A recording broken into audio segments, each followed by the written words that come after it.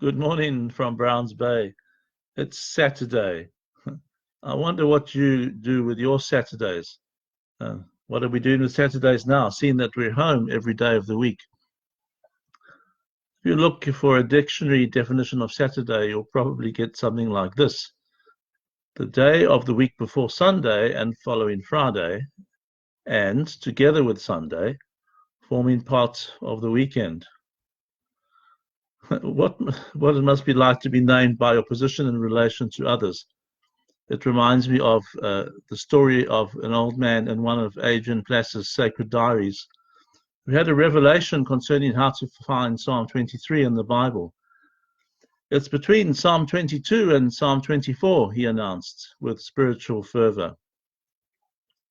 So, Saturdays. Some languages have more than one word for this day, and you can't really escape the link to the Roman god Saturn. One German word also means the day before Sunday, but the most common German name, I believe, is Sabbath, or the older Samstag, which has its roots in the word Shabbat. It's a good reminder of the rhythms of the week. It's actually the Sabbath. Now, I'm not suggesting that we make this our most holy day. I still go for Sunday, the first day of the week. As a Christian, we celebrate the day of the resurrection. But this rest thing is really important. And now that we're home all the time, the question is, how do we balance our lives? In this country, we are allowed to exercise every day, even though we are in lockdown. But how do we really rest?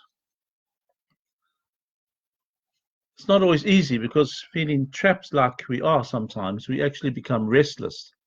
We can be like caged animals, I guess, finding ourselves pacing up and down. And some of us can't sleep either. The restlessness just goes on and on and on.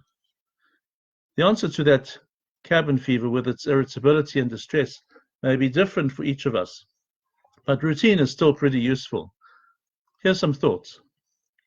If Saturday is a gardening day, it's not a bad thing to keep that up. For me, Saturday, at least twice a month, is the Auckland Fellowship brass practice, band practice, and once a month, a support group. My plan is to connect with those people on those days, online or on the phone. Actually, thinking about it, the band could even play together on Zoom if we got everybody connected and getting through the technical hitches. Our Saturday trips to our favorite shopping center are harder to recreate. Mind you, when my wife shops, I usually sit with my Greek New Testament and pretend to read it really seriously with a good coffee. I could do that here. I'd better catch up with my reading, actually. Enough about Saturdays. I hope you have a brilliant day and spare a thought for those dealing with this pandemic. Here are some of my thoughts.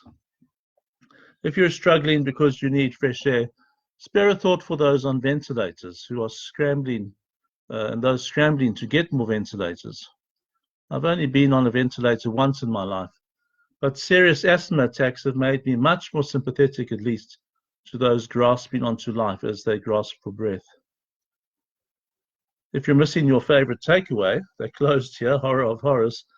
Think of families with food shortages because their kids usually get meals at school, and schools are now closed.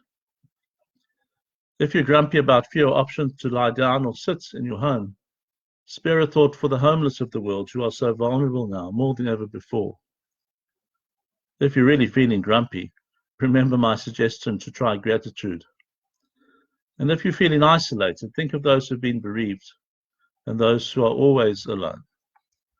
If anything, we could come out of this with a better grasp of our common humanity and hopefully a new plan to use this in-between day, Saturday, for more for others than for ourselves. Have a great day. Goodbye from Browns Bay, and the God of peace be with you all. See you all tomorrow.